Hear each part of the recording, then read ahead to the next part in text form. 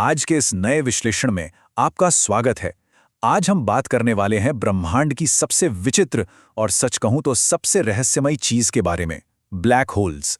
ये सिर्फ किसी साइंस फिक्शन फिल्म की बातें नहीं हैं, बल्कि हमारे ब्रह्मांड के सबसे अंधेरे कोनों की एक बहुत ही अजीब सच्चाई है। एक ऐसी ब्रह्मांडीय पहेली जो समय और अंतरिक्ष के ताने बाने को ही मरोड़ कर रख देती है।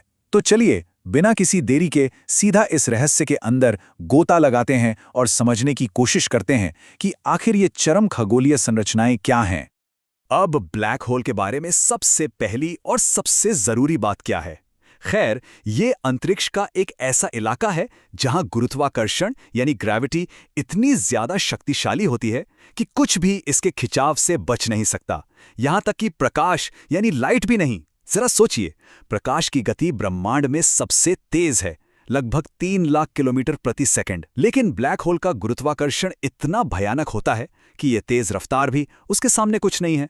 मतलब जो चीज ब्रह्मांड में सबसे तेज है, अगर वो भी इससे नहीं बच सकती, तो इसका सीधा सा अर्थ है कि एक बार कोई चीज इसके भीतर गई तो उसका बाहर आना हमेशा के लिए नामुमकिन है। यह अंतरिक्ष का एक ऐसा गहरा अंधेरा कुआं है जो अपने आसपास की हर चीज को बस निगल जाने की क्षमता रखता है।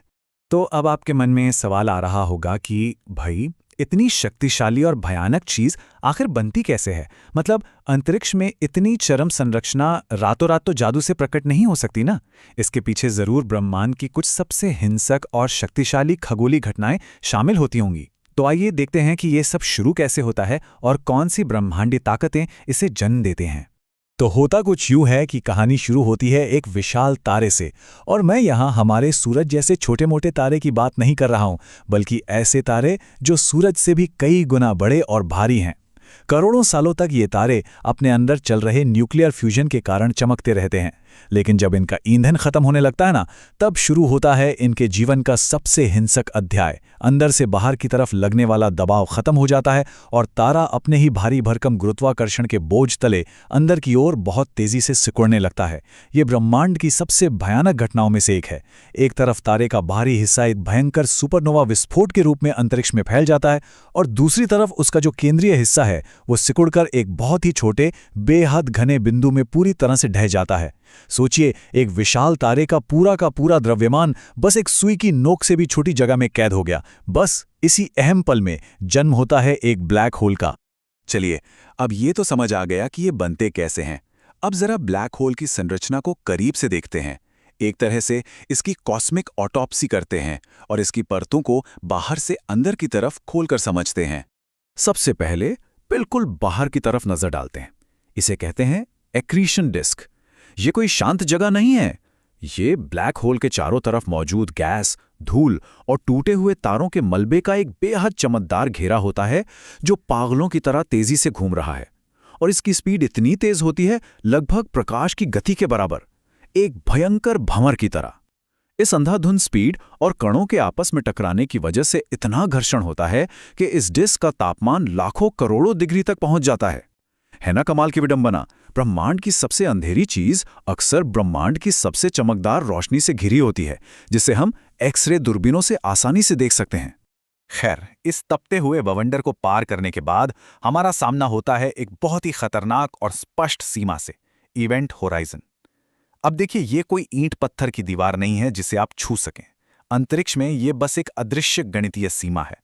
लेकिन ये ब्लैक होल के चारों ओर का वो आखिरी किनारा है जिसके अंदर अगर आपने एक बार प्रवेश कर लिया तो वापसी के सारे रास्ते भौतिक रूप से बंद हो जाते हैं।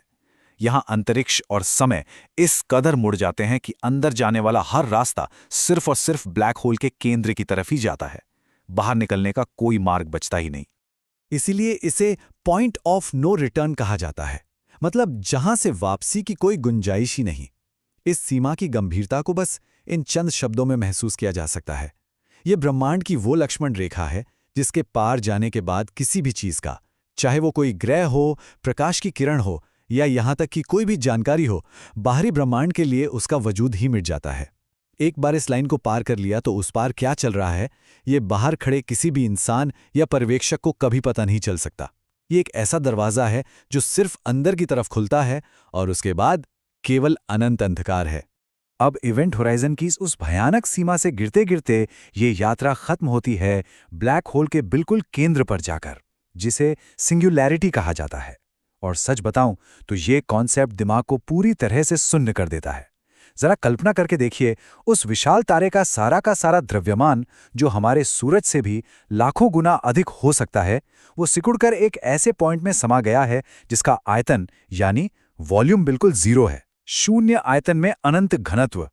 इसे ऐसे समझिए जैसे पूरी की पूरी पृथ्वी को आपने एक छोटे से कंचे के आकार में दबा दिया हो। और यहां तो मामला पूरी पृथ्वी का नहीं, बल्कि विशाल तारों का है। यही वो जगह है जहां सारा गुरुत्वाकर्षण केंद्रित रहता है और जो इस पूरे ब्लैक होल को उसकी खौफनाक शक्ति देता है।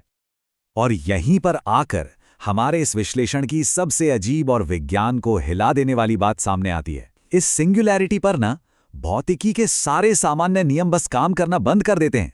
आइंस्टाइन की थ्योरी ऑफ रिलेटिविटी और क्वांटम मैकेनिक्स, जिनके आधार पर हम पूरे ब्रह्मांड को समझते हैं, यहां आकर वो सब गणितीय नियम टूट जाते हैं और उनके सारे समीकरण सिर्फ इन्फिनिटी, अनंत का परिणाम देने लगते हैं। अब जरा सोचिए, अगर गुरुत्वाकर्षण, समय और स्थान के सारे नियम ही खत्म हो जाएं, तो उस बिंदु पर असल में वास्तविकता कैसी होती होगी? क्या वहां समय पूरी तरह से रुक जाता है? क्या अंतरिक्ष का अस्तित्व ही मिट जाता है? ये वो सवाल हैं जिनके जवाब आधुनिक विज्ञान के पास आज भी नहीं है। ये ब्रह्मांड की एक ऐसी पहेली है जो हमेशा हमें ये सोचने पर मजबूर कर देती है कि हम इस अनंत अंतरिक्ष के बारे में असल में कितना कम जानते हैं।